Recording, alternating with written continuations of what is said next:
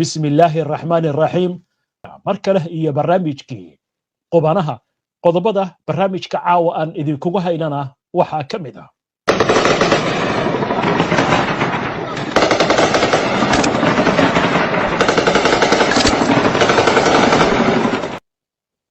waa dagaal culus oo la isku habeynsaday oo ka socda gobollo kala duwan oo kamid ah dalka Suudaan Trump oo soo jeediyay xal shuruud wata oo ku aadan dagaalamayaasha Xamaas ee ku jira god dhulka hoostiisa ah oo ku yaal goob ay gacanta ku hayaan ciidamada Israa'iil warar kale oo ku aadan Gaza ayaan sidoo kale barnaamijka idinkugu haynaa iyadoo Israa'iilna ay sii wado duqeymaha iyo xadgudubyada ka dhanka ah xabad joojinta Sacuudiga oo wada qorshe Mareykanka oo kaga soo iibsanayo diyaaradaha F-35 Mareykanku uu farsameeyo sidoo kale barnaamijka waxaan idinkugu haynaa warar la xiriira doorashada magaalada Minneapolis oo lagu dhawaaqay natiijadeedii sheekada ugu dambeysay barnaamijka idinkugu hayaana waxay ku aadan tahay dawladda waddanka Japan oo ciidamo u diraysa magaalooyin ku yaal waddankaasi oo ay ka dilaaceen bahallo dad qaab ah isla markaasna la sheegayo dadkii inay guryaha ka soo bixi la yihiin dhammaan wararkan iyo kuwa kale oo faahfaahsan iyo wixii warar ee soo kordha intayna hawada ku jirno ayaan idinkugu soo gudbinaynaa barnaamijka qubanaha Imara Luxury Homes dhismayaasha cusub ee Imara Luxury Homes waxay ka kooban yihiin 2 qol iyo fadhi 3 qol iyo fadhi 4 qol iyo fadhi iyo guryo dublekiisa iyo kuwo penthouse ah guri kasta waxa uu leeyahay qolkii shaqaalaha waxaana loo dhammaystiray wax kasta oo xaafad gaar ah ay u baahan tahay waa laba dhismo cusub oo labadaba gacanta lagu hayo dhawaana soo idlaan doona dhismaha koowaad shirkadu waxay ka dhisaysaa xaafadda Parkland City Park Drive 6th Avenue waxa uu ku dhow yahay isbitaalka Aga Khan dhismaha labaadna waxa uu marayaa dabaqa koowaad waxa uu ku yaalaa Kilimani wadada madaxtooyada ama State House-ka ee Dennisbridge Road faahfaahin dheeriya la xiriir ciwaanada iyo telefoonada shaashada kaaga muuqda ku soo dhawow xarunta caafimaadka ee Private Walk in Clinic waa xarun caafimaad oo ay ka howlgalaan dhakhaatiir khubaro ah oo isugu jira Soomaali iyo ajnabi oo rag iyo dumar bale xaruntu waxay dib u habayn iyo casriyeyn ku samaysay dhammaan adeegyada caafimaad ee ay bixiso xaruntu waxay furan tahay 7 maalmood ee isbuuca ballantana si fudud ayaad u qabsan kartaa adigoo isticmaalaya telefoon fariin qoraal ah ama online waana heli kartaa ballan dhakhtar isla maalintaas xarunta Private Walk in Clinic waxa ay ku taallaa galbeedka magaalada London xaafadda caanka ee Shepherdbush wixii faahfaahina kala xiriir lambarada emailka iyo baraha bulshada shaashada kaaga muuqda xarunta barashada diinta islaamka ee casriga ah ee habka online-ka wax laga barto ee Tawfiiq Islamic Online waxa ay leedahay 3 qaybood oo kala ah qaybta higaada oo loo diyaariyay muddo cayiman qaybta xifdinta quraanka kariimka qaybta barashada shareecada sida xadiiska fiqiga siirada naxwaha tafsiirka quraanka iyo aqeedada iyo wixii la mid ah waxaana dugsiga kugu diyaara macallimiin rag iyo dumar bale oo u tababaran maadooyinka ay dhigayaan faahfaahin dheeriya la xiriir telefoonka shaashada kaaga muuqda soo dhawaada marka la daawadayaal si aad ula socoto oo hesho wararka barnaamijyada iyo macluumaadka aynu halkan ka soo gudbinayno haddii aad ka cusub tahay baraheena bulshada ama horay aadan ugu xirnayn hadda ku soo beer waana ku mahadsantihiin daawashada barnaamijka caawa waxaynu ku bilaabaynaa colaadda waddanka Suudaan halkaasi oo warar kala duwan ay ka soo baxayaan iyadoo lagu soo waramayo dagaal culus inay ka socdaan gobollo ku yaal waddankaasi wakaaladaha wararka iyo warbaahinta maxalliga wararkii ugu dambeeyay ee ay soo tuureen ayaa waxa la sheegayaa in dagaalku uu ka socdo gobolada Darfur iyo Kordofan ciidamada militariga Suudaan iyo kuwa gurmadka degdega ayaa ku dagaalamaya gacan ku haynta dhul ballaaran oo kamid ah labadaasi gobol ila military ayaa u sheegay warbaahinta in ciidanka dawladdu ay soo rideen diyaarado aan duuliye lahayn oo RSF ay ku beegsanaysay magaalada Damazin ee gobolka Niilka Buluugga ah docda kale RSF ayaa ku faantay in ay soo riday diyaarad dagaal oo ciidamada dawladdu ay leeyihiin weerar ka dhacay magaalada Babanusa ee gobolka Kordofan galbeed iyagoo ballan qaaday in ay sii wadi doonaan dagaalka ilaa guul dhammaystiran la gaaro sida hadalka ay u dhigeen war ka soo baxay ciidamada Suudaan ayaa galabta waxa lagu xaqiijiyay in diyaarad xamuul ah oo ciidan ay dhacday sabab la xiriira cilad farsamo magaalada bobonaase ee gobolka galbeed ee kordofaan. taliska guutada 22aad ee magaalada babanusa ayaa war-saxaafadeed ay soo saareen waxay ku sheegeen in diyaaradda xamuulka military ay ku guda jirtay howlgallo sahay ay u daadinaysay ciidanka dhulka ee guutada 22aad ee dalka. diyaaraddu waxaa ku timid cillad farsamo oo kelisa gaar ahaan baalka midig kadib markii ay dhammaysatay hawsha, taasi oo keentay inay lumiso isu dheelitirka, dabna uu ka kaco dhanka midigta ee diyaaradda meel u jirta ilaa 10 kilomitir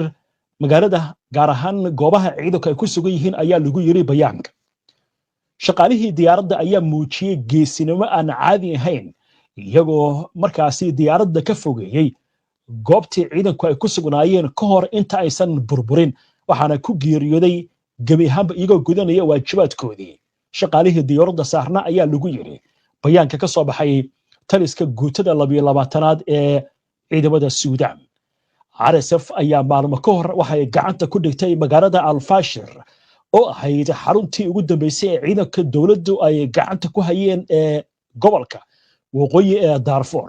kadib go'doon magaaladu ay ku jirtay 18 bilood. maleeshiyada RSF waxay sii wadaan inay la wareegaan deegaano ka tirsan Darfur iyo qaybo kale oo ka mid ah Kordofaan,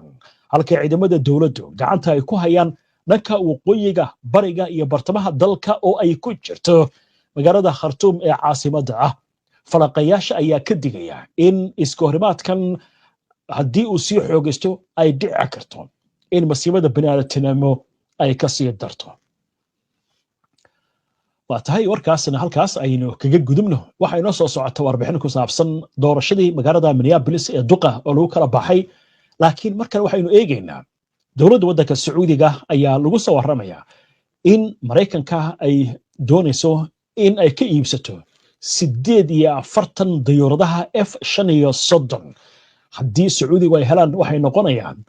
dalkii labaad ee bariga dhexe ah oo diyaaradahan hela, iyadoo Israa'iil oo kaliya ay ka haysato bariga dhexe. warbixin amuurahani ku aadan waxaa soo jeedinaya wariyahayaga Cabdifataax Mawlid Xaaji Cabdi.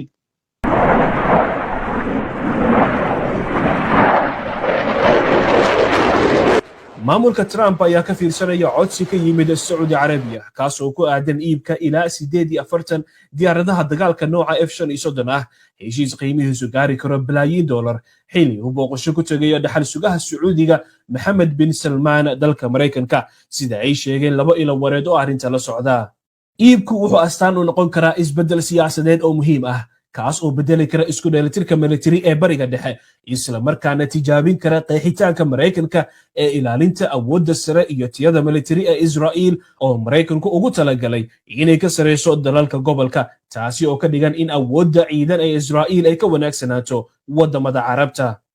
Saudi Arabia ayaa sanadkan hore si toos ah codsi ugu gudbisay madaxweynaha Maraykanka Donald Trump, waxayna muddo badalaysay diyaaradaha dagaalka ee shirkadda Lockheed Martin ay farsamayso, sida uu yiri qof ka mid ah ilo wareedyada iyo sarkaal Maraykan ah. waaxda gaashaandhigga ee Pentagonka waxay haatan miisaamaysaa suurtagalnimada iibinta 48 diyaaradood oo horumarsan, sida ay u sheegeen wakaaladda Reuters. sarkaalkaas Maraykanka iyo qof kale ee arrimahan la socda, tirada codsiga iyo heerka uu marayo hore looma shaacin. saraakiisha Maraykanka ayaa sheegay in go'aanka kama dambaysta ah aan weli la gaarin, isla markaana ay jiraan dhowr tallaabo oo dheeri ah oo loo baahan yahay, oo ay ku jiraan ogolaansho heer wasaaradeed, saxiixa Trump iyo ogeysiinta aqalka Koongareeska. waaxda siyaasadda ee Pentagonka ayaa ku mashquulsaneyd suurtagalnimada heshiiskan muddo bilo ah, waxaana hadda kiisku gaaray heerka xogayaha waaxda difaaca oo hadda loo yaqaan waaxda dagaalka, sida uu sheegay mid ka mid ah saraakiisha oo codsaday inaan la magacaabin. Pentagonka, aqalka cad iyo waaxda arrimaha dibadda ayaa si degdeg ah uga jawaabin xiriiro la sameeyey oo la doonayay in wax laga ogaado heshiiska. afhayeen u hadlay shirkadda Lockheed Martin ayaa sheegay in iibka hubka military uu ka dhexeeyo dowladaha, taasina ay ugu habboon tahay in jawaabta laga raadiyo dhinaca Washington.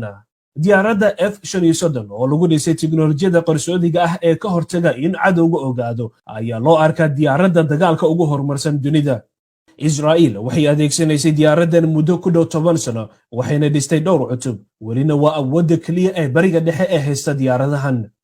sacuudi carabiya oo ah macmiilka ugu weyn ee hubka maraykanka ayaa 10 sano raadinaya diyaaradan dagaalka iyagoo doonaya inay casriyeeyaan ciidamadooda cirka isla markaana ay ka hortagaan hanjabaadaha gobolka. dadaalka cusub ee boqortooyada ee ujeedkiisu yahay iibsashada laba cutub ayaa imaanaya xili maamulka Trump uu muujiyay inuu diyaar u yahay inuu xoojiyo iskaashiga difaaca ee Riyadh. Cabdifataax Muriid Xaji Cabdi,